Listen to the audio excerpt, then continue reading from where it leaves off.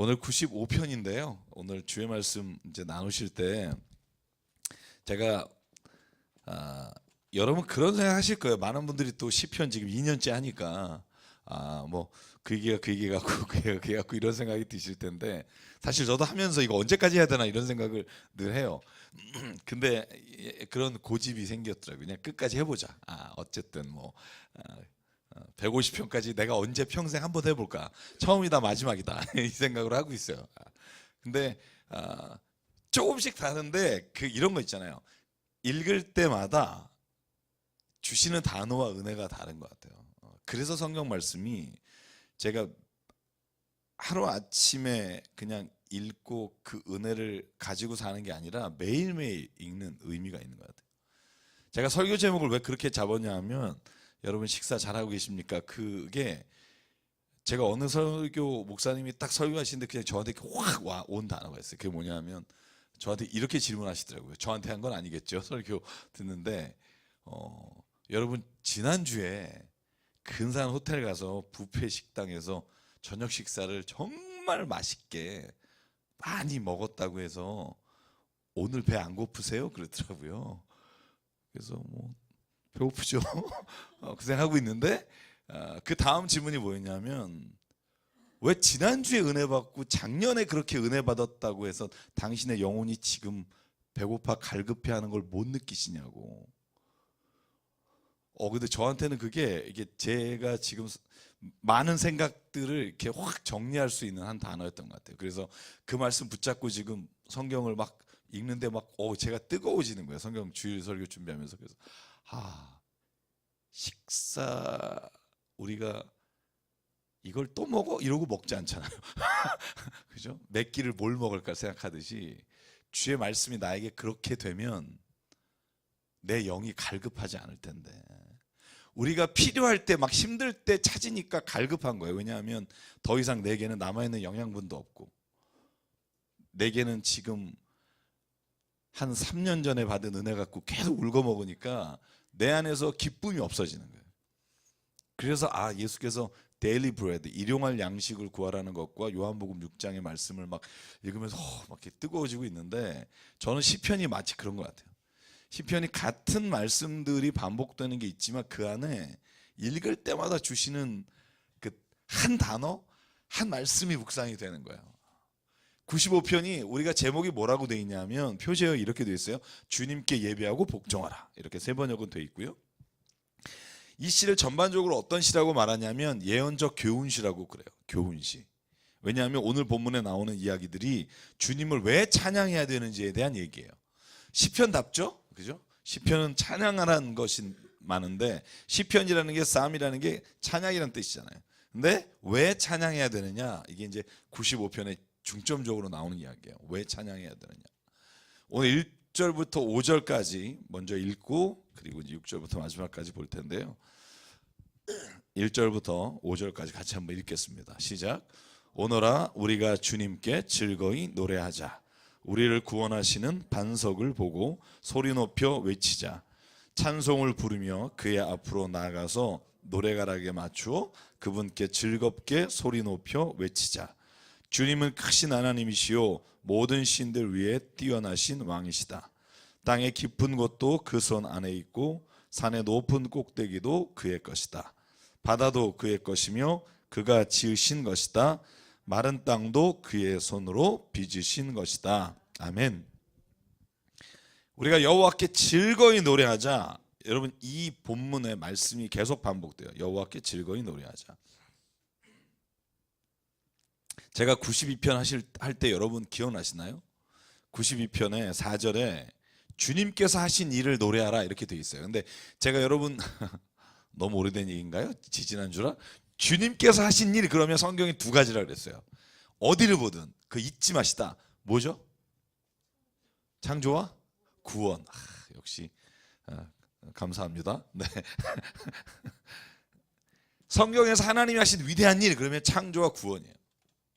시편에서도 그가 하신 일을 보라, 그러면 창조와 구원이에요. 오늘 본문에 보면 또 1절에 보면 즐거이 노래하라 다음에 나오는 말이 우리를 구원하시는 반석을 보고 이렇게 돼 있고, 6절에 보시면 오너라 우리가 엎드려 경배하자 우리를 지으신 주님께 무릎을 꿇자 이렇게 되어 있어요.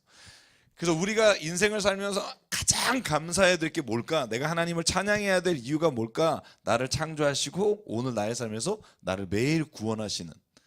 여러분 구원이요 한 번 이루어지는 일이라고 생각하는 사람이 많아요. 이건 내가 죄에서부터 구원받는 거고요. 우리의 인생에 매일매일 하나님의 구원이 임해야 돼요. 이 구원은 뭐냐면 하나님의 매일매일의 임재하심과 매일매일 나의 삶에서 하나님이 건져내시는 은혜를 체험하고 살라는 거죠. 여러분 매일 하나님이 나의 삶에서 동행하시고 나를 건져내신다고 믿으십니까? 왜냐하면 그 고백이 없으면 내 안에 감격이 없어지는 거죠. 그래서 여러분 오늘 하나님을 찬양하라 노래하라. 왜? 그는 우리를 구원하셨다. 오너라 그를 경배하라. 왜? 그분 우리를 지으신 분이고. 그래서 이 두 가지가 오늘 큰 축을 이루어요. 1절과 5절이. 그리고 덧붙여서 말하는 게 뭐냐 하면 여기에 번역이 안 들어갔으나 히브리어 성경에 나오는 단어가 여기에 3절과 7절에 해석되지 않은 단어가 있어요. 제가 지난주에도 말씀드린 이 단어는 굉장히 해석이 안 되더라고요. 키라는 단어예요. 키. 그러니까 이게 뭐냐 왜냐하면 보실래요? 1, 2절 찬송을 부르며 그의 앞으로 나가서 2절입니다. 노랫가락에 맞추어 그분께 즐겁게 소리 높여 외쳐라. 왜냐하면 주님은 크신 하나님이요 모든 신들 위에 뛰어나신 왕이시다. 그러니까 당신이 지금 찬양하는 하나님은 그냥 나를 이렇게 좀 지켜주시는 그런 어떤 조상신 집안의 어떤 예를 들면 야곱이 도망 나올 때 그 아내 라헬이 들고 왔던 드라빔 같은 우리 가족신 이런 게 아니라 그 하나님은 우주를 창조하시고 그분은 신 중의 신이고 가장 위대하신 신입니다. 제가 지난주에 말씀드렸듯이 이 몇천억 개의 우주를 창조하신 그분입니다. 제가 지난주 토요일에 가서 질문했어요. 뭘 질문했냐면 아니 우리 지구에 우리가 사는데 이 우주가 몇 100억 광년 그리고 몇 천억 개의 우주잖아요. 별이 아니라. 별은 그러니까 10의 22승이더라고요. 그러니까 몇 개인지 한번 계산해 보세요. 제가 할 수 있는 15승이 경이에요. 그죠? 단십, 백, 천만, 십만, 백만. 경 다음에 동그라미가 7개가 더 있으니까 경해 이 다음엔 몰라요. 어쨌든 있긴 있던데. 그렇게 많은 별이 왜 필요하냐고 물어봤어요. 그러니까 하나님이 우리를 창조하셨는데 제가 천체 물리학 하시는 교수님께 이 지구에 있는 우리를 하나님이 만드시고 우리를 만 별을 보게 하시고 창조하셨다면 이렇게 우리가 볼 수도 없는 허블 망원경으로 봐야 되는 그 우주를 왜 이것까지 필요 없지 않아요? 태양계만 있으면 충분하지 않아요? 이렇게 질문했는데 와 그분의 답이 의외였어요. 이 150억 광년 정도 떨어진 이 은하계와 우주에서 나오는 탄소와 지금 수소가 75%잖아요. 탄소와 이 모든 나오는 먼지라고 말하는 우주의 화학물질이 지금 우리 지구에 인간이 살아가기 위한 조건을 만들기 위해서 모두 필요하다는 거예요. 그 책을 사다가 지금 읽고 있는데 헉 소리가 나는 거예요. 그러니까 이렇게까지 하나님이 진짜 우리가 하나님의 자녀고 우리를 하나님 사랑하는 근데 이건 여러분 나사에서 지정하신 서울대 교수님의 말씀이니까 저는 믿어요. 그분의 고백이 그거예요. 목사님 이 지구에 우리가 지금 살고 있는 지구와 오존층과 대기권과 이 모든 것들이 형성되기 위해서 이 150광년의 탄소와 그 모든 화학 분자들이 만들어지는 그 모든 결과물이 지금 여기에 우리가 살기 위해 필요하다고 설명하시더라고요. 제가 과학적인 얘기는 잘 못 알아듣는 게 많아서 그것까지만 들었습니다만 그러니까 하나님이 어떤 분이냐? 하나님은 우리를 사랑하시는데 그 우리를 사랑하시는 하나님은 어떤 분이냐? 위대하신 분이다. 제가 지난주에도 이 말씀을 드리면서 감격했다고 말씀드렸는데 3절에 주님은 크신 하나님이고 모든 신들 위에 계시고 땅의 깊은 곳도 그 손 안에 있고 산은 높은 꼭대기도 그분에게 있고 바다도 그의 것이고 그가 지으신 것입니다. 그래서 우리가 하나님을 찬양해야 됩니다. 이게 첫 번째고요. 6절부터 나오는 두 번째, 그분을 경배해야 됩니다. 왜냐하면 우리를 지으신 분입니다. 경배마다 마땅한 분입니다. 그리고 왜냐하면 7절 앞에 있어요. 키라는 단어가. 그리고 7절이 있어요. 7절 한번 읽어볼까요? 시작. 그는 우리의 하나님이시요 우리는 그가 기르시는 백성이며 그가 손수 이끄시는 양떼이기 때문입니다. 이렇게 읽어야 돼요. 그죠? 그러니까 우리가 왜 하나님을 경배해야 됩니까? 그분을 높여야 합니까? 그분은 우리의 하나님이시고 우리를 지금도 기르시고 계시고 우리를 이끌어 가십니다. 그죠? 그분은 우리의 목자 되십니다.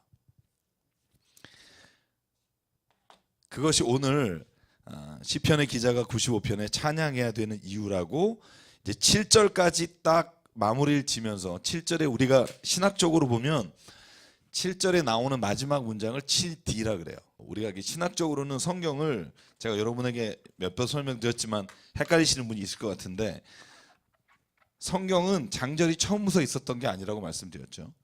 그래서 7절을 학자들은 4개로 나눠요. 이렇게. 그리고 맨 마지막에 있는 오늘 너희는 그의 음성을 들어보아라 하는 걸 7D라고 해요. A, B, C, D. 그러니까 7 중에 여기서부터는 아마 뒤에다 붙이는 게 낫지 않겠는가라고 신학자들이 많이 생각을 해요. 그래서 그의 음성을 들어라 하고 나오는 8절이 뭐냐 하면 하나님의 1인칭 기법으로 말하는 거예요. 여러분 위에는요. 주님께서 이러셨다. 주님께서 이러셨다라고 하지만 8절부터는 바뀌어요. 하나님이 직접 나는이라고 말씀하세요. 오늘 너희는 그의 음성을 들어라. 그리고 8절부터 11절이 하나님이 직접 하시는 말씀으로 직접 화법으로 되어 있어요. 그래서 8절부터 11절 같이 한번 읽어볼게요. 시작. 무리바에서처럼 마사 광야에 있을 때처럼 너희의 마음을 완고하게 하지 말아라. 너희의 조상들은 그때 내가 한 일을 보고서도 나를 시험하고 또 시험하였다. 40년을 지나면서 나는 그 세대를 보고 실증이 나서 그들은 마음이 빗나간 백성이요 나의 길을 깨닫지 못하는 자들이구나 하였고 내가 화가 나서 그들은 나의 안식에 들어오지 못할 것이다 하고 맹세까지 하였다. 아멘. 제가 지난주에 여러분에게 뭐라고 말해드렸죠? 신인 동형동성론이라는 걸 말씀드렸어요. 그러니까 하나님이 오른팔을 들어 이러면 하나님 오른팔이 있나요? 네, 우리 인간이 이해할 수 있는 그죠? 유대인도 똑같이 오른팔은 더 힘이 세다고 보니까 권능의 손이 오른손이고 예수께서 하나님의 우편에 앉아 계시는 것도 그와 같은 이유예요. 오늘 여기서 여러분 하나님이 짜증내시고 실증내고 막 이런 표현들이 있잖아요. 이게 하나님의 속성이라고 보느냐? 그렇지 않다는 거예요. 우리가 이해할 수 있는 단어로 오늘 우리에게 선포하는 거예요. 하나님이 뭘 제일 싫어하시는 줄 아냐? 이런 거예요. 뭘 제일 싫어하냐? 오늘 나오는 이 성경의 이야기를 이해하지 못하면 이 무리바와 마사가 무슨 일이 있는지를 알아야 여러분 우리가 이해할 수 있죠. 이게 왜 중요하냐면 신약의 히브리서에 보면 3장과 4장이 다 시편 95편 말씀인데 이 95편 말씀을 어디에서 온 거냐 하면 출애굽기 17장 7절하고요. 민수기 20장 13절이에요. 이 두 개를 이제 읽어볼 텐데 이 두 개의 본문이 오늘 시편 95편에 8절부터 11절에 나오고 95편에 8절부터 10절까지 나오고 이게 어디 나오냐면 히브리서 3장 4장에 이 본문의 이야기를 해석한 게 나와요. 그러니까 이 본문이 왜 중요하냐고 오늘 시편의 기자가 말하냐면 하나님이 이걸 제일 싫어하신다는 거예요. 하나님이 가장 싫어하시는 게 뭘까? 알아봐야 될 거 아니에요. 지금 하나님이 너무 싫어해서 너희들은 마음이 빗나간 자여 나의 일을 깨닫지 못했고 너는 나의 안식에 못 들어온다 했잖아요. 이것 때문에 이 사건 때문에. 그러면 출애굽기 17장 7절을 한번 찾아볼까요? 이게 무슨 이야기가 있었는지. 여기에 나오는 단어가 여기에 나오는 지명이 여러분이 아마 잘 아시는 지명일 텐데 보시죠. 출애굽기 17장 7절. 자, 여러분 단어가 뭐가 나오죠?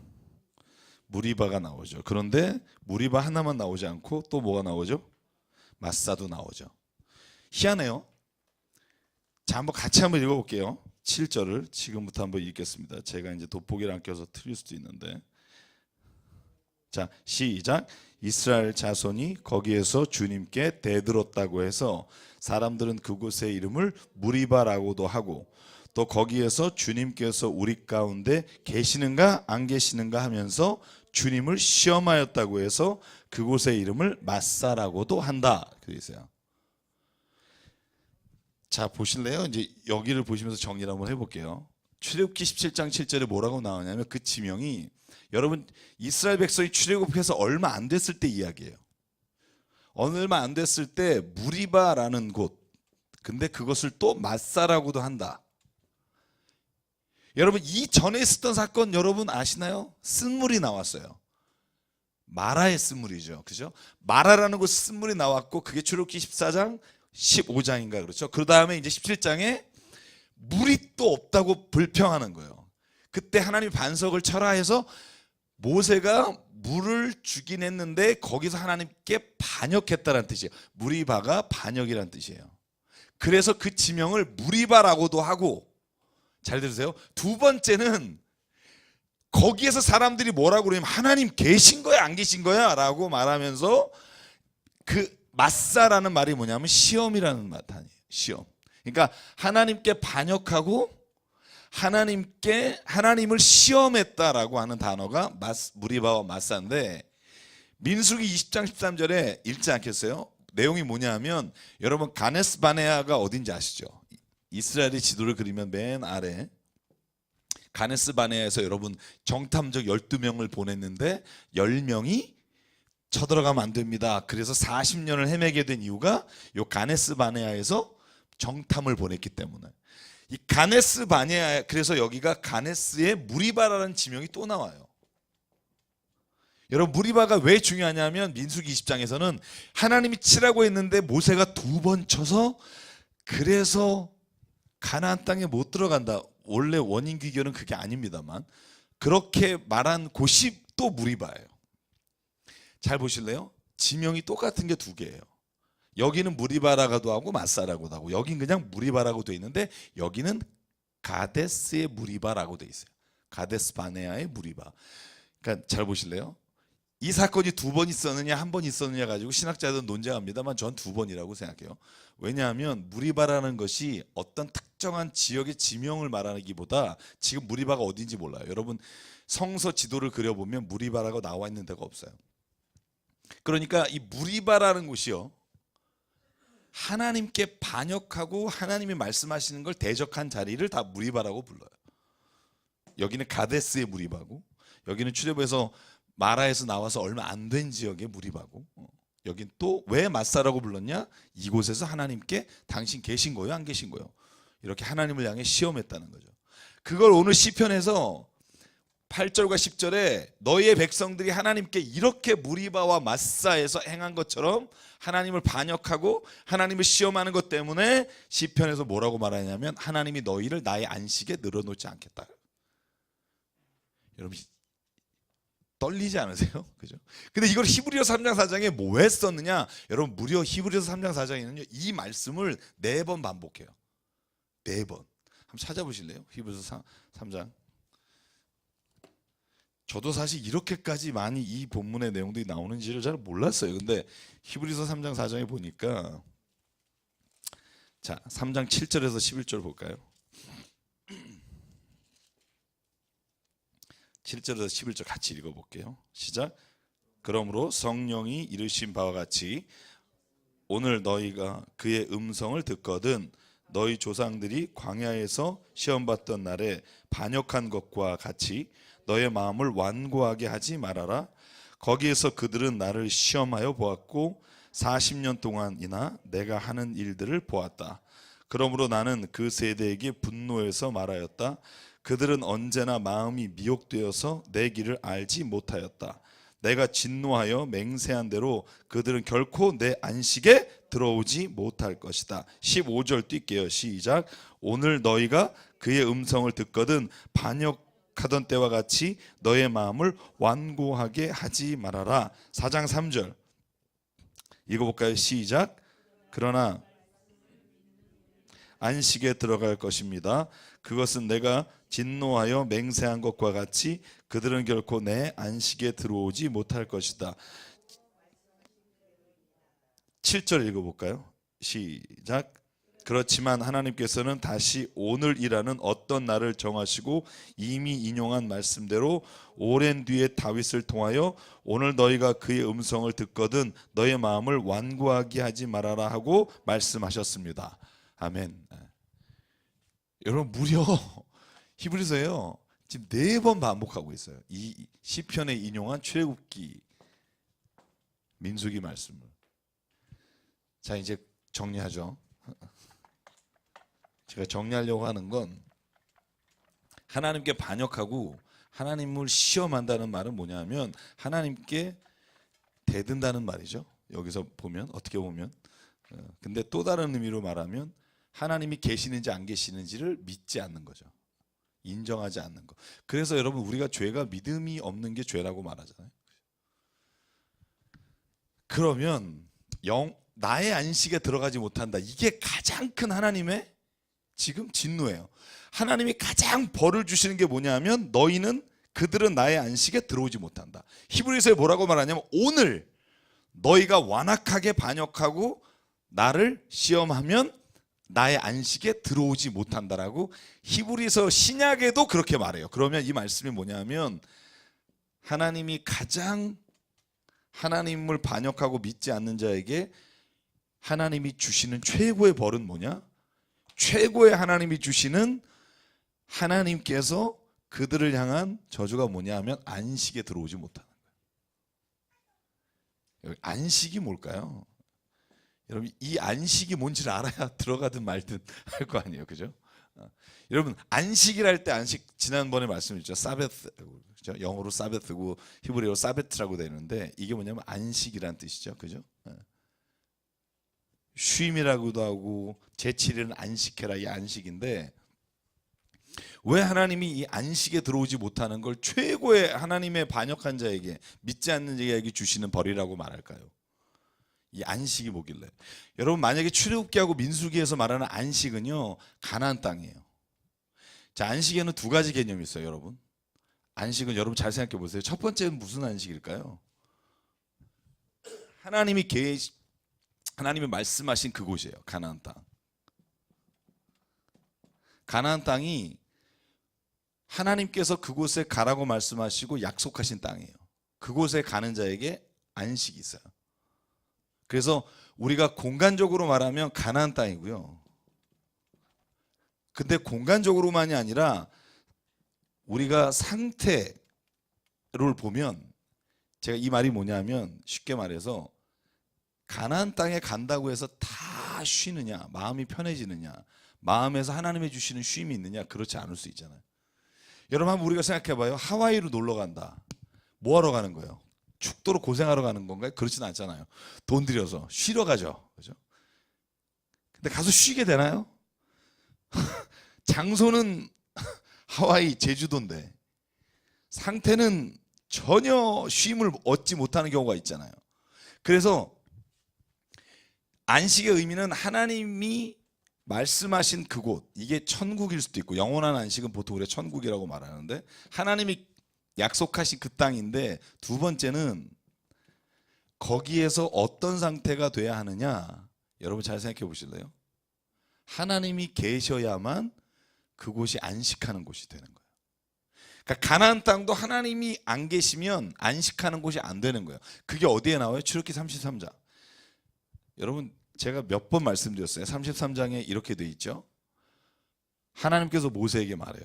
금송아지를 만들고 모든 백성이 반역했을 때 나는 이들을 벌하겠다. 모세가 어떻게 벌하십니까? 하나님 이들을 벌하면 다른 민족들이 하나님 나쁜 사람이라고 욕합니다.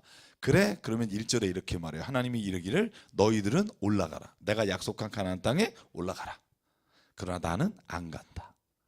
그랬더니 모세가 뭐라고 그래요? 13절에 이 찾으신 분 주님 하나님이 그곳에 안 가면 우리도 안 갑니다. 여러분 제가 무슨 말씀을 하려는지 알겠죠? 그러니까 하나님이 말씀하신 안식은요 공간적으로 어느 땅을 말하는 것보다 더 중요한 의미가 있는데 그것이 뭐냐면 하나님이 거기에 계시냐는 거예요. 하나님이 계신 곳이 성경에서 말하는 안식처예요.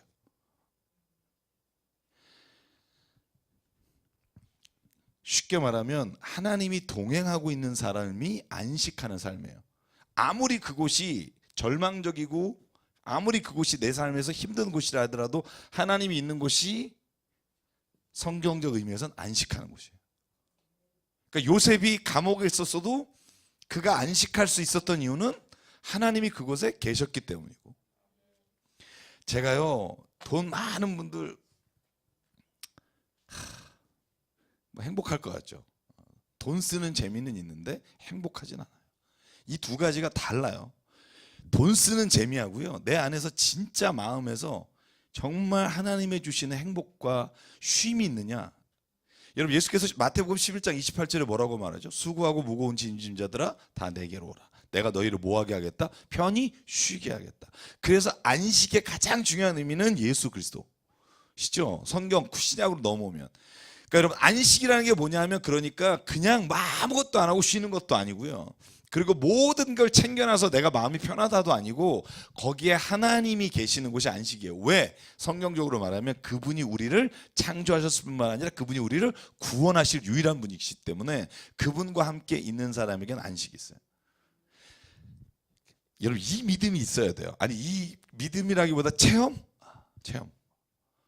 그러면 바울처럼 고백할 수 있는 거예요. 나를 넘어뜨리려고 하거나 나를 둘러싸고 있거나 나를 막아서도 나는 이 모든 것들이 나를 예수 그리스도의 사랑으로부터 끊을 수 없다.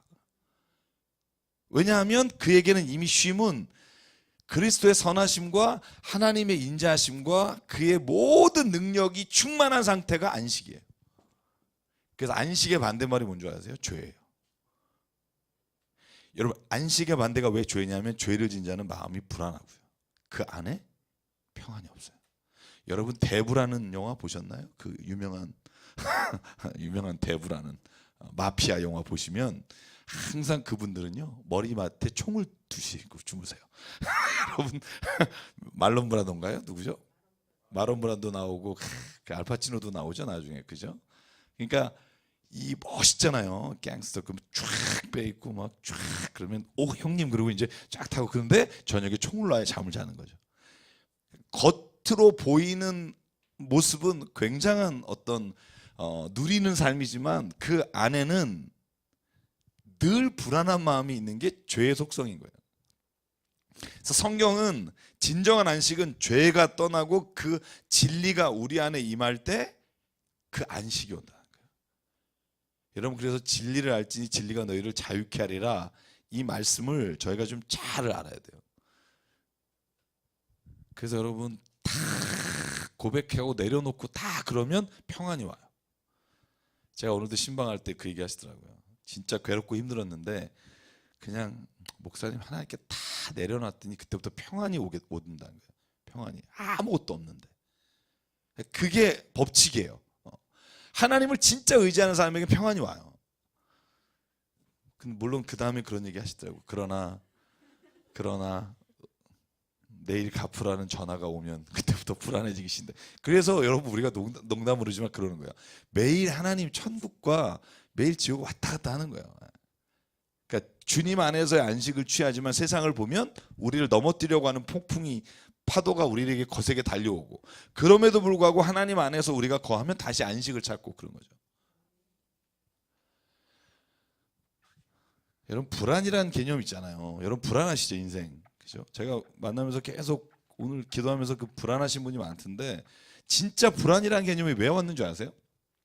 사르트라는 철학자가 이런 비유를 해요. 낭떠러지를 걸어가요. 낭떠러지를 걸어가면서 이렇게 걸어가면서 여기 떨어지면 죽는다, 이 생각을 가지면 공포예요. 무슨 말인지 아시겠어요? 왜냐하면 구체적인 두려움이 있잖아요. 그러니까 이게 공포예요. 근데 뭐라고 말하냐면, 불안은 그게 아니에요. 불안은 걸으면서 어느 순간 이거 확 뛰어내려? 이런 마음이 마음에서 나오는 거예요. 그러면서 내가 이거 뛰어내리면 어떡하지? 라는 생각을 가지면서 걷는 거예요. 그게 불안이라고 말해. 근데 무슨 말인지 어렵죠. 그 이유가 뭐냐면, 불안은 어디서부터 오냐면, 내가 자유롭게 선택한 일에 대해 내가 책임져야 되는 상황이 불안한 거예요. 그래서 불안은 정확한 대상이 없어요. 내가 지금 어떤 일이 닥쳐서가 아니라 내가 이거를 할 수도 있고 안 할 수도 있는데 했을 때 내게 닥쳐올 일들을 내가 알면서도 내가 병신같이 그걸 해요. 그러면서 책임을 져야 되는 일에 대해서 내가 또 불안해하는 거예요. 그래서 불안은 어디에서 오냐면 인간의 자유라는 게 곧 불안의 시작이라고 보는 거예요. 내가 할 수 있고 내가 모든 걸 책임져야 되고. 여러분, 그래서 여러분 나치 시대에 그 밑에 있던 사람들이 왜 열광적으로 그 사람을 따라가냐면 자기가 자유하고 선택하지 않고 누군가의 강력한 힘에 의지해서 나가면은 여러분 그게 편안한 거예요. 그게 잘 되든 잘못되든.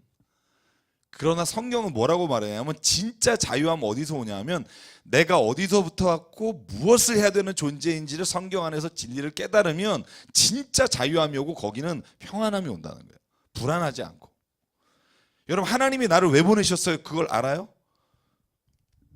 그걸 알면 불안하지 않아요. 왜? 내가 어디서 무엇을 하든 하나님이 나를 통해서 행하실 일을 내가 알기 때문에, 믿기 때문에 그때부터 내 안에서 확신한 하나님 안에서의 진리가 내 안에서 내 삶을 움직여가는 힘이 된다는 거예요. 여러분, 그래서 안식은요, 진리 안에 거할 때 안식하는 거예요. 진리 안에 거할 때. 그 진리가 뭐냐? 진리가 진리 되신 예수 그리스도. 예수 그리스도가 뭐냐? 하나님의 말씀이에요. 말씀이 육신이 되어 우리 가운데 거하신 게 예수님이잖아요. 그러면 예수님 안에 진리가 있습니다. 그러면 하나님의 말씀 안에 진리가 있다는 거예요. 여러분, 그래서 저와 여러분이 진정한 안식을 원하면 내가 갖고 있는 마음속에 있는 죄로부터 떠나야 돼요. 그게 시작이에요. 그래서 그런 자에게 하나님께서는 오늘 말씀하신 대로 하나님의 안식에 들어오게 하시는 은혜를 주십니다.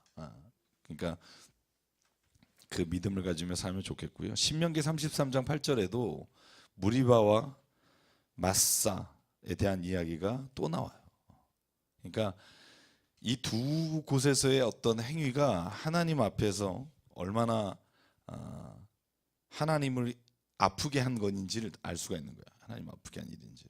그래서 오늘 95절을 5편을 종합적으로 말씀드리면 하나님을 찬양해야 되는 이유가 있는데 그것은 하나님께서 우리를 구원하셨고 그분은 크신 하나님이시며 그분이 우리를 창조하신 아버지이시고 우리를 이끌어 가시는 분이시며 그분이 우리를 이끌어 가실 때 우리가 가장 하지 말아야 될 일이 뭐냐 하면 그분에게 반역하고 시험하는 일입니다. 그렇게 하지 않은 자에게 하나님의 안식을 주십니다. 그게 오늘 95편에 말씀하시는 이야기의 시작과 끝이라고 생각하고요. 96편 한번 나가볼까요? 96편.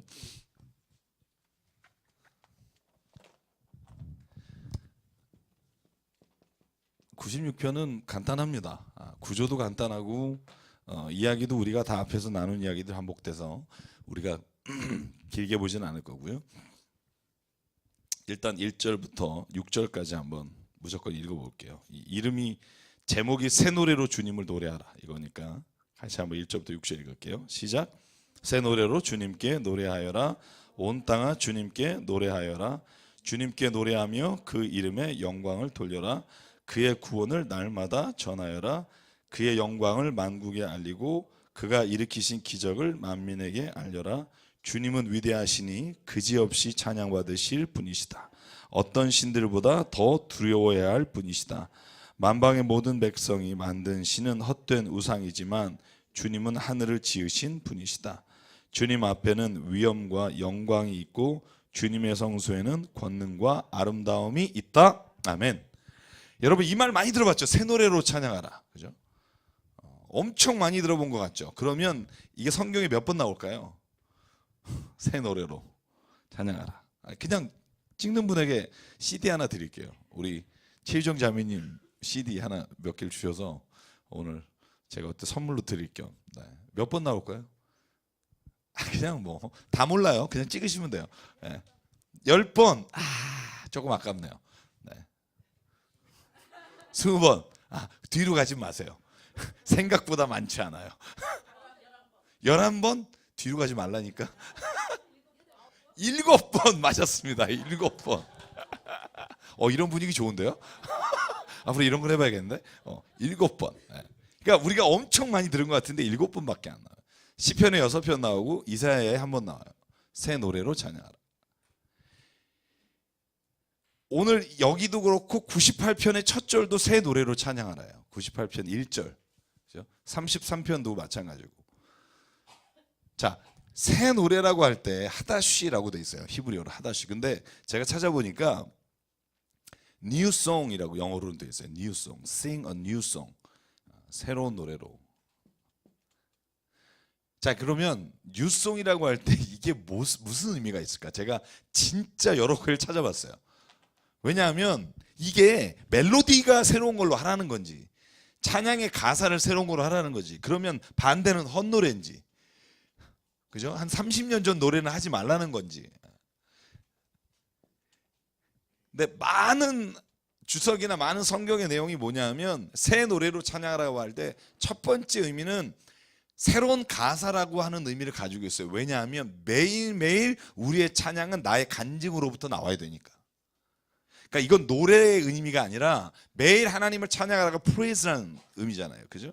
하나님을 이렇게 찬양할 때 매일매일 내 삶에 또 다른 간증이 있어야 되는 거죠. 또 다른, 어제 간증이 끝이 아니라 오늘 또 나에게 간증이 있고 하나님 나에게 행하신 일이 있고.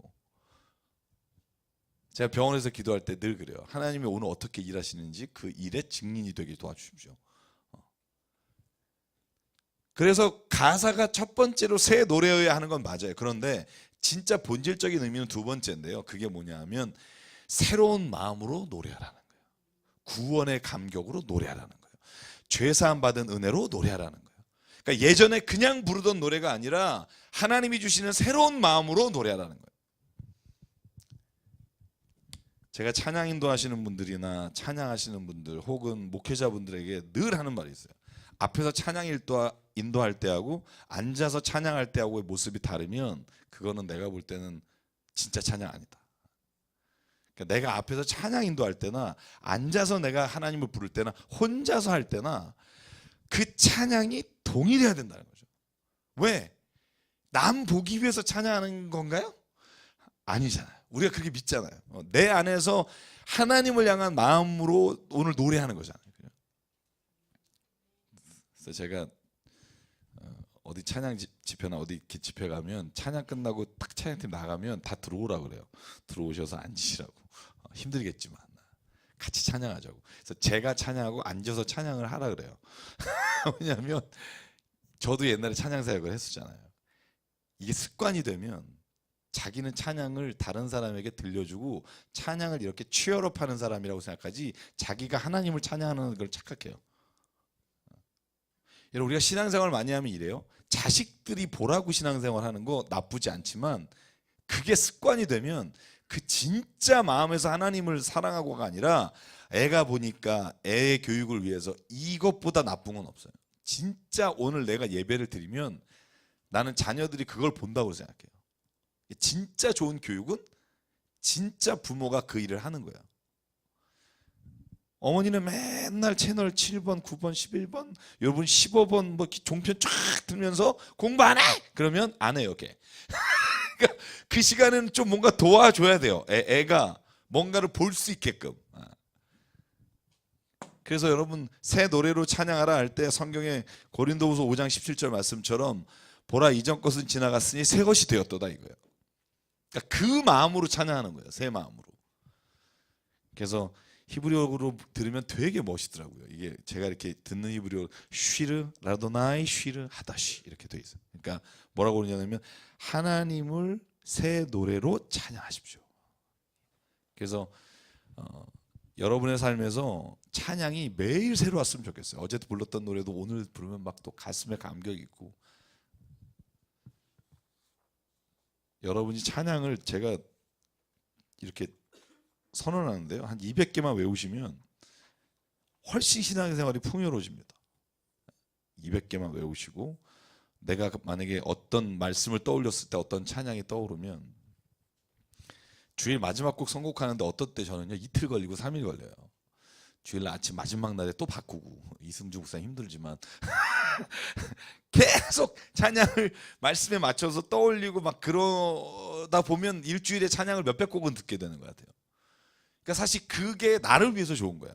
누구를 위해서 좋은 게 아니라 여러분이 찬양을 들으면 여러분의 삶에 하나님의 그 가사가 충만하게 되는 은혜가 있다니까요. 그래서 한번 그걸 정말 해보시라고요. 저도 물론 팝송도 무지 좋아해요. 그러나 찬양 드릴 때하고 팝송 드릴 때하고 마음이 달라요. 팝송은 정말 내가 뭔가 이렇게 뭐 여러 가지 이유가 있겠죠. 영어 공부를 한다든가 아니면 뭐 정말 예전에 듣던 어떤 생각들이 나거나. 근데 찬양을 들으면 내 안에서 모르는 이런 하나님을 향한 힘이 나와요. 힘. 그죠?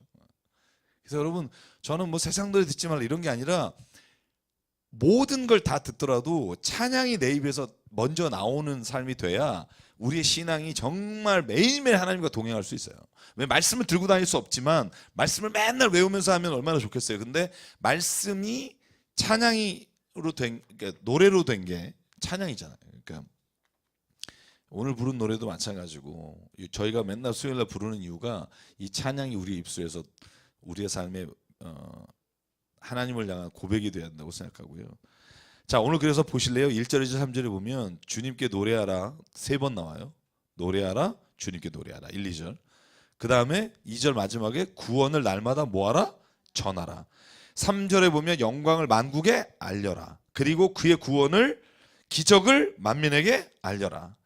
그래서 3단어로 정리하면 노래하는 것과 하나님께 영광을 돌리고 복음을 전하고 만민에게 선포하는 게 동일한 일이라는 거죠. 동일한. 그죠? 그러니까 노래는 그냥 내가 돌아다니면서 노래하는 게 아니라 이게 나의 삶의 고백이 되는 거죠. 삶과 노래와 삶이 일치되는 삶을 살아라. 그리고 4절과 5절에 왜냐하면이라고 되어 있어요. 히브리어에. 그분은 위대하시고 그지없이 찬양받으실 분이시며 어떤 신들보다 더 두려워해야 될 분이다. 5절 만방의 모든 백성이 만드신 헛된 우상이지만 주님은 하늘을 지으신 분이다. 6절 보시면 하나님의 속성 4가지가 나열되어 있어요. 첫째 위엄과 영광. 자, 나머지 2개는 권능과 아름다움. 여러분 위엄은요 영어 성경은 majesty라고 되어 있어요. majesty. 그죠? majesty. 광대하시고 뭐. 그다음에 영광은 glory고 권능은 strength. 그러니까 하나님의 힘. 그다음에 하나님의 아름다움, 뷰티라고 되어 있어요. 이 4단어가 가장 우리의 인생에서 가장 아름다운 것, 가장 좋은 것을 표현할 때 쓰는 단어들이에요. 그래서 하나님은 주님 앞에서는 주님은 위엄이 있고 영광이 있고 권능이 있고 아름다우니 그분을 찬양하십시오. 그래서 7절부터 13절까지는 앞에 나온 내용들의 반복이니까 읽고 오늘 일단 97편까지 짧게 넘어갈게요. 시작. 만방의 민족들이 주님을 찬양하여라. 주님 영광과 권능을 찬양하여라. 주님의 이름에 어울리는 영광을 주님께 돌려라. 예물을 들고 성전들로 들어가거라. 거룩한 옷을 입고 주님께 경배하여라. 온 땅아 그 앞에서 떨어라. 모든 나라에 이르기를 주님께서 다스리시니 세계는 굳게 서서 흔들리지 않는다. 주님이 만민을 공정하게 판결하신다 하여라. 하늘은 즐거워하고 땅은 기뻐 외치며 바다와 거기에 가득 찬 것들도 다 크게 외쳐라. 들과 거기에 있는 모든 것도 다 기뻐하며 뛰어라. 그러면 숲속의 나무들도 모두 즐거이 노래할 것이다. 주님이 오실 것이니 주님께서 땅을 심판하러 오실 것이니 주님은 정의로 세상을 심판하시며 그의 신실하심으로 뭇 백성을 다스리실 것이다. 아멘. 그래서 나머지 본문은 저희가 뭐 앞에서 계속 반복된 일이라 반복해서 말하지 않겠지만 13절은요. 오늘 96편이 97편과 연결되는 고리입니다. 그게 뭐냐 하면 주님이 오신다는 거예요. 그러니까 주님께서 왜 오시냐 하면 땅을 심판으로 오실 거라는 거예요.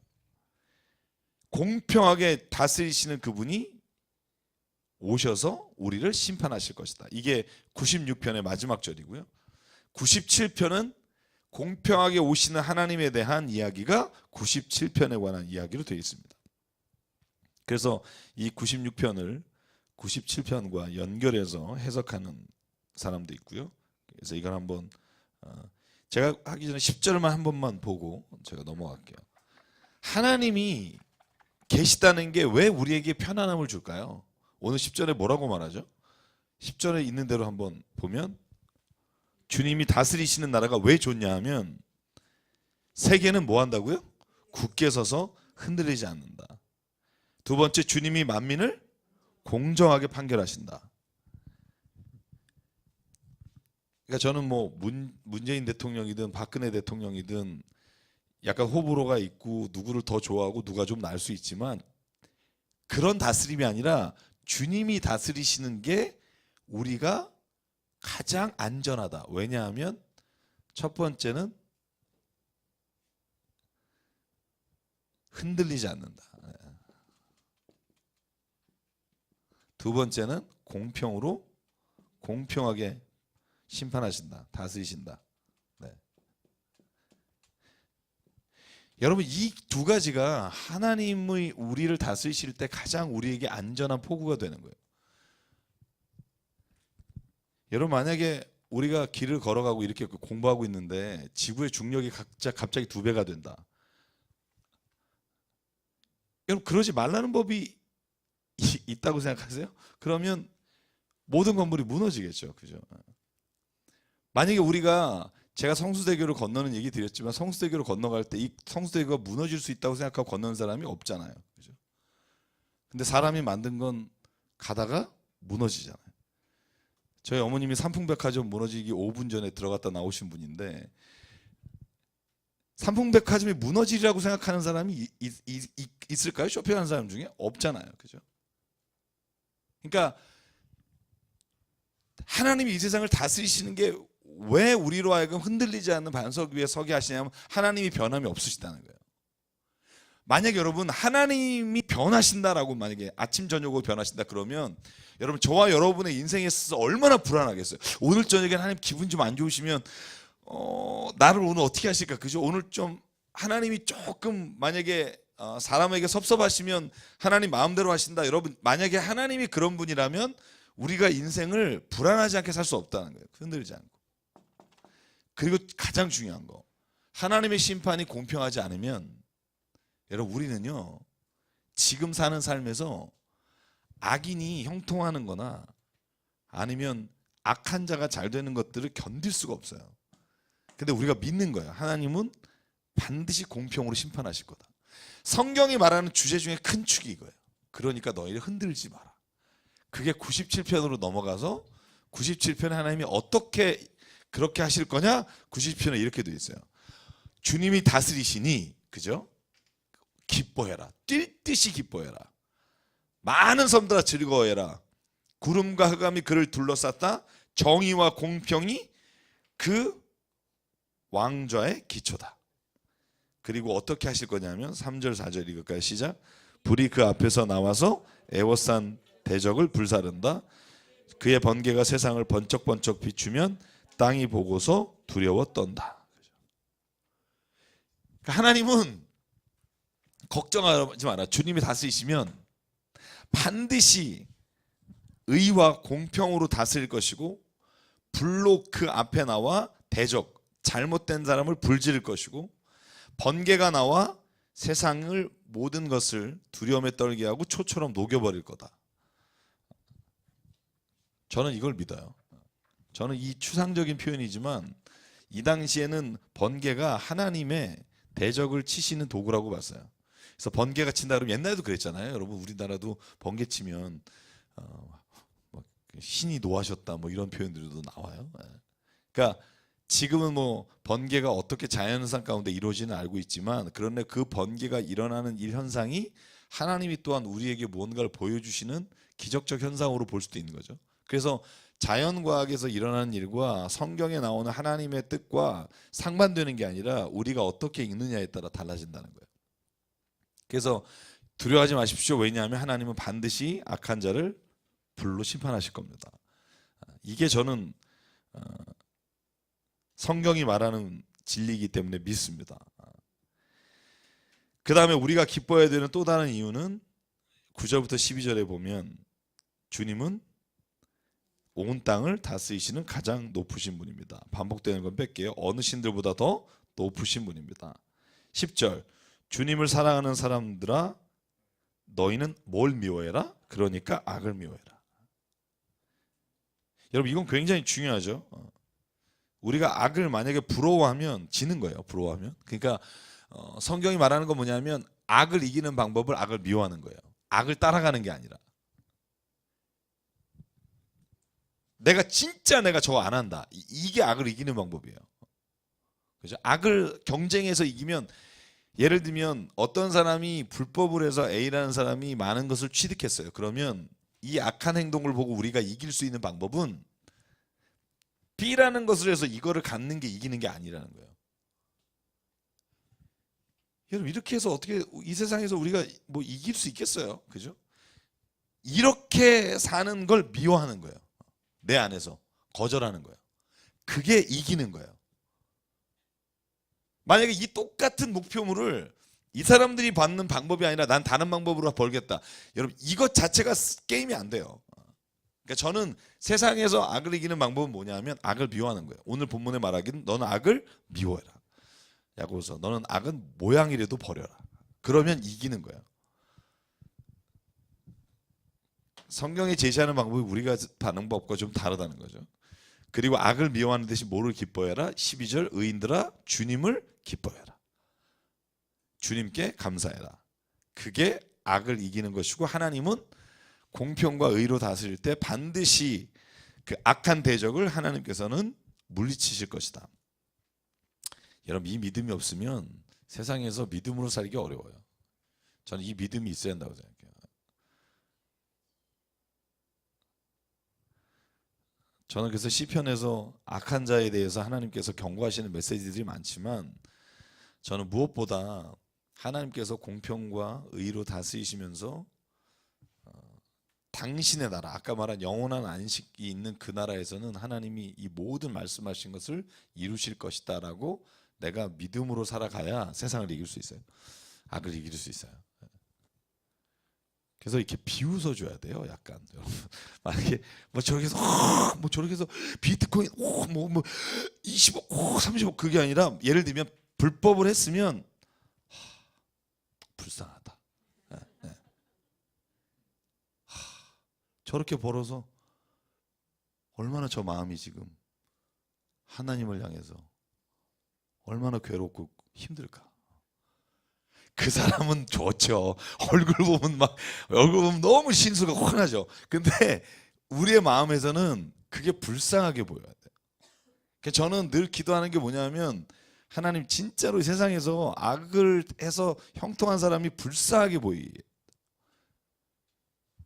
왜냐면 그게 불쌍하게 보이는 순간 내가 기도할 수 있어요. 하나님, 저 사람을 위해서 하나님 내가 기도합니다. 저 사람이 걸어가는 길의 끝이 어딘지를 정말 모르는 불쌍한 사람을 주께서 지켜주십시오. 그렇게 기도할 수 있는 사람은 어떤 사람이냐면 악을 미워하는 사람, 그 길을 따라가지 않겠다고 선언하는 사람.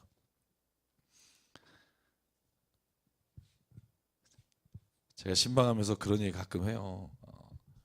돈 있으면 나 좀 주십시오 이런 얘기 해요. 왜냐하면 세상에 정말 도울 분이 많은데 가끔 이렇게 보면, 야, 이거 너무 한계가 있으니까. 그래서 돈 많이 버는 목적이 뭡니까? 뭐 집 크게 사고 뭐 하고, 그래서 뭐 할 거예요? 뭐 기분은 좋겠지만 정말 그게 있으면, 여러분, 어떤 사람이 끼니를 막 먹지 못하고 있을 때 도울 수 있는 기쁨이 내가 집을 늘린 것보다 훨씬 더 크다니까요. 그걸 아는 사람이 이미 이긴 거예요. 그 어떤 이미 세상에서, 저는 그 기쁨이 없으니까 계속 똑같이 따라가려고 하다가 결국 못 가진 것 때문에 힘들고 막 그러지, 경쟁 대상을 바꿔버리면 훨씬 쉽고 훨씬 이기기 얼마나 좋은지 몰라요.